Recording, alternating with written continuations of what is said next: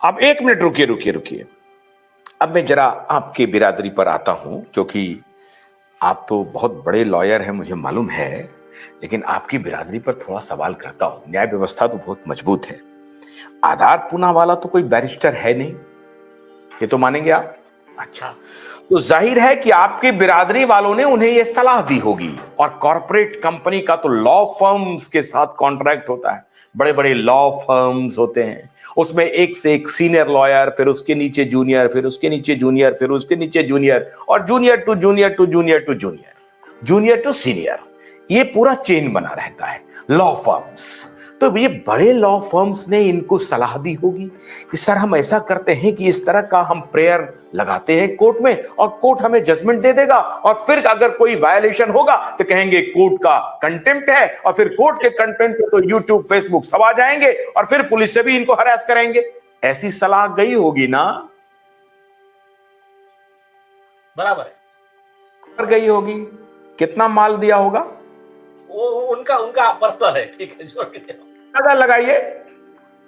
नहीं वो अभी देखिए अंदाजा सर, आज रिवील करिए करिए करिए। आज देखिए मैंने माफी मांगा है न्याय व्यवस्था से, आपसे नहीं, तो रिवील कीजिए। तो सुनिए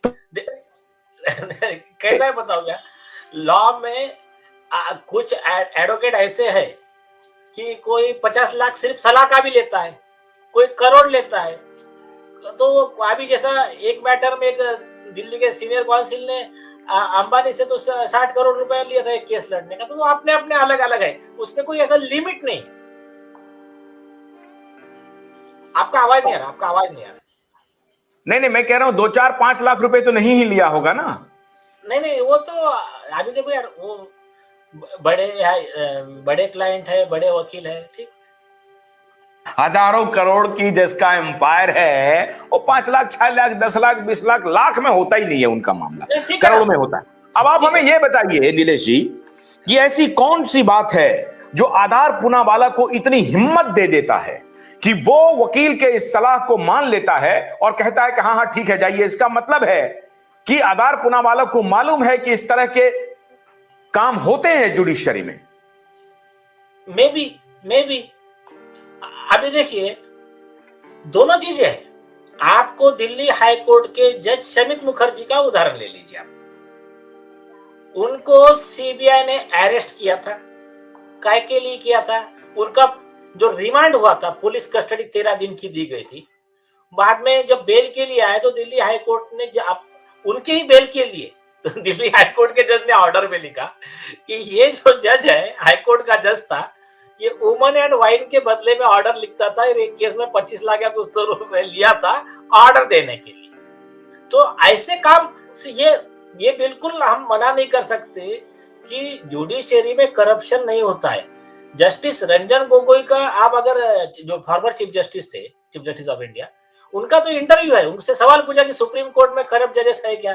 तो उन्होंने कहा देखो जजेस कोई आसमान से आए हुए देवदूत नहीं है, करप्शन है सुप्रीम कोर्ट में। तो वो ऐसा कुछ नहीं है कि कौन से कोर्ट में है और कौन से कोर्ट में नहीं है। करप्शन मतलब जहां इंसान है वहां करप्शन है। ये बात और है कि सभी करप्ट है ऐसा नहीं है, कुछ ऑनेस्ट भी है।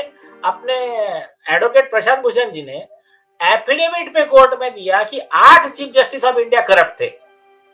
तो फिर उनको जो कंटेम्प्ट का नोटिस निकाला, बाद में उन्होंने प्रूफ दिया, बाद में वो केस, उनका एक्सप्लेनेशन सही मान के केस क्लोज कर दिया गया।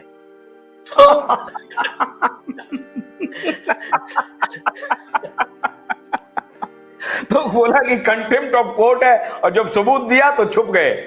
नहीं ठीक है, कोर्ट ने बोला ठीक है एक्सप्लेनेशन हमको नहीं। उन्होंने एक्सप्लेनेशन कैसा दिया था, ये ऑर्डर थी, ये लॉ के बाहर जाकर ये ऑर्डर लिखी, और इससे ये साबित होता है कि इन्होंने इसमें करप्शन किया है। और ये सुप्रीम कोर्ट का संजय दत्त का जजमेंट है, वो ये कहता है कि ऐसे व्यक्ति को करप्ट माना जाए। ये मेरा एक्सप्लेनेशन है। तो कोर्ट ने कहा ठीक है चलो केस क्लोज करो, चलो। और ट्रूथ एज ए डिफेंस करके कंटेम्प्ट में लॉ है।